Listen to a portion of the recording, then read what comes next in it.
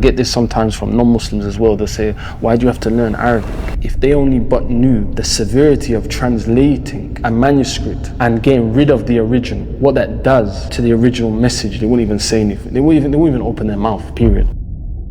The English translations I was reading, but prior to that, it's like the difference between the heavens and the earth. Some of the greatest scholars of the Arabic language, they weren't Arab. Arabic is a language for Muslims, not for Arab. Assalamu alaikum everyone. You know, a lot of the times I hear people saying, oh, you're just trying to be Arab, or you don't want to be Arab, and all of these type of comments. That's not what this is about. I'm just going to quickly go through this whole concept, right? So why do people even say that? A lot of the time when people see us, especially as reverts, especially from urban culture, right? If you're like myself, mixed heritage, or you're black, or as soon as they see you, especially if you like wear a thobe or something, if they see you trying to learn Arabic, they'll say, oh, you know, this guy thinks he's Arabi. This guy, he's lost his roots, he's lost. And why do you have to learn Arabic to get close to your creator? And all of these bizarre comments, right? And the truth is that when it comes to any other language, no one has a problem. When it comes to English, which is now an international language, they have no issue with their children learning English. Why do you have to learn English? And myself, I can speak like this because I come from a black culture. Many of our people speak English, which is not the language of your ancestors. But you have no issue learning the English language, and your children learning the English language, and you losing your roots. You have no issue with that. But when it comes to now someone learning Arabic, there seems to be this issue of, okay, you learn Arabic now, you're losing your roots, you're lost. Many of the people that saying they're lost are not speaking the language of their ancestors. They're not speaking the language or even of their grandparents. Some of them not even speaking the language of their parents, forget grandparents, their parents. And what I want people to know is the real reason why we learn the Arabic language. And I just want to be clear that like when I learned Arabic, I didn't turn away from my roots, my old life. I didn't lose my identity. I gave up so many things. I gave up music, I gave up temptations, I gave up so many things. Not so that I can learn someone else's culture and adopt and imitate someone else's culture. I did that so I could grow in my iman. I did that so I could get closer to Allah subhanahu wa ta'ala, not so I can copy some tribe over here or some tribe over there. Like in like the Arabic journey and learning Arabic is a spiritual journey. It's got nothing to do with trying to adopt someone else's culture. So myself as a revert, my main reason for learning Arabic is so that I can understand my prayers, understand my du'as, understand the last revelation that was sent down to mankind that has not had a change of a dot.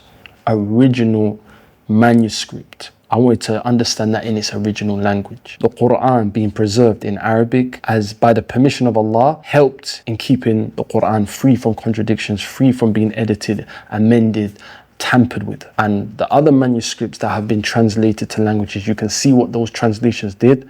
And you can look at history and see what that did to those manuscripts and how those manuscripts were tampered and manipulated. And I get this sometimes from non-Muslims as well. They say, why do you have to learn Arabic? If they only but knew the severity of translating a manuscript and getting rid of the original, what that does to the original message, they wouldn't even say anything. They wouldn't even open their mouth, period. Allah subhanahu wa ta'ala, He says in the Qur'an, إِنَّا أَنزَلْنَاهُ قُرْآنًا عَرَبِيًّا لَعَلَّكُمْ تَعْقِلُونَ. We have sent it down as an Arabic Qur'an so that you may understand. When we study Arabic, it's not about trying to become an Arab. It's about trying to understand the revelation that Allah subhanahu wa ta'ala sent down to us in a deeper way. Yeah, we could look at some translations and get a rough meaning, but it will never do it justice. It will never be able to deliver the message, the weighty message of the Qur'an the way it's supposed to be delivered. One thing I want to add is that if we go back and we look at some of the early companions, many of the companions, they weren't Arab. You know, we have Salman al-Farisi, we have Bilal al-Habashi, top scholars from Persia, from Africa, from Asia. They learned the Arabic language, not because they were trying to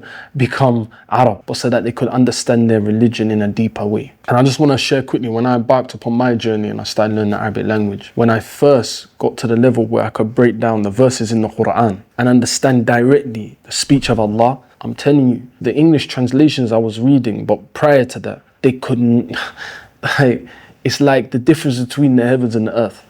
you can't, there's no comparison. And I'm not just saying that because I'm passionate about Arabic. Like, it's something I feel when I hear the Imam, when I hear the Qur'an, when I even just think about, you know, people that have to rely on the translation and just read it afterwards. You know, if you're in that position, okay, you can get by, you can, you know, try and get a rough understanding of the meaning, but wallahi, you're missing out on a major aspect of your religion, which is understanding the Qur'an directly. Some people, I remember one time a guy even commented on a post, and he was saying, oh, I can just read the translation, it's all the same message. Okay, you can read the translation, but there's subtleties in the language that you're not going to be able to get with translation. When you're standing behind the Imam, you're not going to be able to understand what you're going to have your mushaf out, and you're not even going to know what chapter of the Qur'an he's on. When you're saying all your supplications after prayer, now it's just lip service, there's no meaning.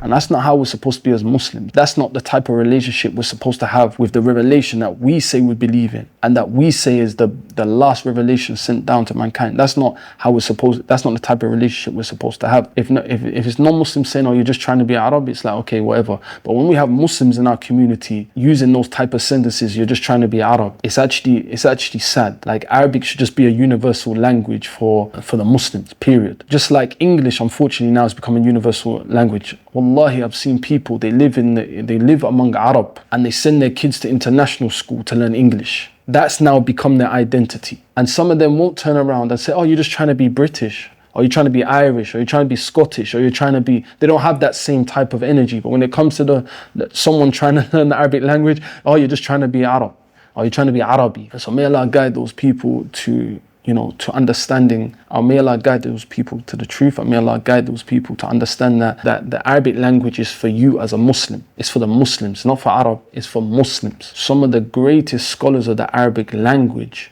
they weren't Arab. Arabic is a language for Muslims, not for Arab, for Muslims. That's my message for today. And I'd just like to conclude that me, myself, I'm proud of where I come from. I came from the UK. My mother's British, my dad's Nigerian. Proud of my roots, proud of my upbringing. I'll never forget my roots and where I come from. And I just want to say that learning Arabic does not delete your culture.